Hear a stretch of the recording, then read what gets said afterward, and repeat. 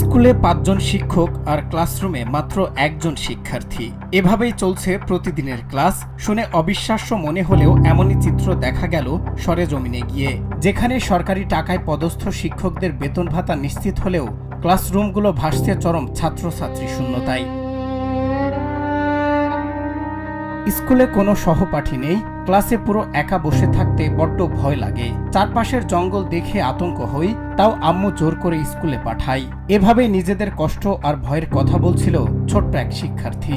শিক্ষার আনন্দের বদলে প্রতিদিন একা বসে থাকা আর ভয়ের রাজত্বে থমকে গেছে এই নিষ্পাপ শিশুদের শৈশব। নাম আমি রাজিদনি মাইশা, আমি ৪র্থ শ্রেণীতে পড়ি। আমার রোল ১, আমার সাথে আরেকজন পড়ে, তার রোল ২। আজাদিন মজুমদার তানিম, আমি আমিনা বেগম মুতান্নপুর সরকারি প্রাথমিক বিদ্যালয়ে পড়ি। আমাদের স্কুলে প্রধান শিক্ষক সহ আরও ৩ জন শিক্ষক শিক্ষিকা আছে। আমি ৪র্থ শ্রেণীতে পড়ি। আমার ক্লাসে 2 জন, আমি সহ আমার সাথে আরেকজন আছে। ক্লাস 3-তে ছাত্রছাত্রী। এই স্কুলের নামটা আমিনা বেগম মুতান্নপুর সরকারি প্রাথমিক বিদ্যালয়। কতজন শিক্ষক? 4 জন।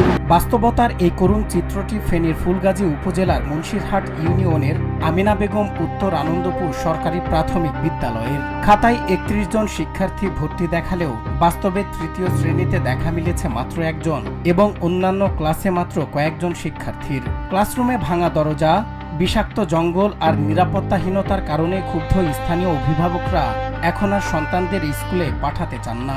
এই স্কুলটা কিভাবে টিকে আছে জানি না। এখানে শিক্ষক আছে 4-5 জন, আর ছাত্রছাত্রী আছে এক ক্লাসে 1 জন 2 জন 5 জন এভাবে করে আর কি।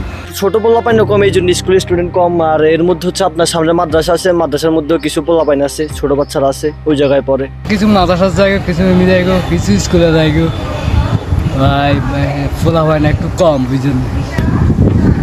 স্কুলে একটু ছাত্র না গুটি কম। ছাত্রছাত্রী বাড়ার জন্য আমরা ব্যক্তিগতভাবে অনেক উদ্যোগ নিতেছি, বিভিন্ন গার্ডিয়ানের কাছে যাইয়া করতেছি এবং টিচাররাও তারা ঘরে ঘরে যাইয়া হোম ভিজিট করে কীভাবে ছাত্র বাড়ানো তাই এই জন্য। এবং এটার পিছনে টিউআইটি মহোদয়েরও আছে, তারাও সময় সময় আসে এবং তাদেরকে তাগিদ দেয় হোম ভিজিট করার জন্য। সরকারি নিয়মে যেখানে 240 জন শিক্ষার্থী থাকার কথা, সেখানে এই স্কুলে কর্মরত আছেন মাত্র 5 জন শিক্ষক।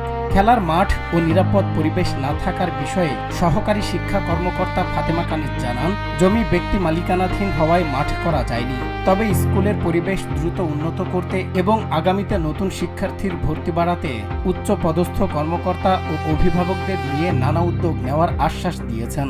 মূলত বলবো আমি শিক্ষার্থী কম, আমার ক্যাচমেন্ট এরিয়াটা ছোট। প্রথমে বলি, ক্যাচমেন্ট এরিয়া অনুযায়ী আমার ভর্তিযোগ্য 4+ থেকে 10+ শিক্ষার্থী হচ্ছে 49 জন। এর মধ্যে আমার ভর্তি আছে 33 জন। সেটা হচ্ছে আমার ক্যাচমেন্ট এরিয়া অনুযায়ী। তারপরেও স্টুডেন্ট সংখ্যা ভর্তি বৃদ্ধি করার জন্য আমাদের কিছু পরিকল্পনা আছে আমাদের অধিদপ্তর প্লাস আমাদের উপজেলা অফিস থেকে।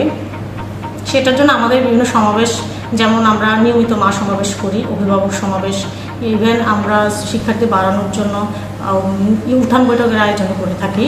সমাজে যারা গণ্যমান্য আছেন তাদেরকে তাদের অন্তর্ভুক্তির মাধ্যমে কীভাবে শিক্ষার্থী বাড়ানো যায়। 5 জন শিক্ষক আর ক্লাসে মাত্র 1 জন শিক্ষার্থীর এই অচল অবস্থা শুধু একটি স্কুলের ব্যর্থতা নয়, এটি পুরো শিক্ষা ব্যবস্থার জন্যই এক বড় প্রশ্ন। কাগজ কলমের আশ্বাস পেরিয়ে দ্রুত এই বিদ্যাপীঠের পরিবেশ নিরাপদ করার দাবি স্থানীয়দের। সজল বিশ্বাস, নিউজ ডেস্ক, বাংলা টিভি।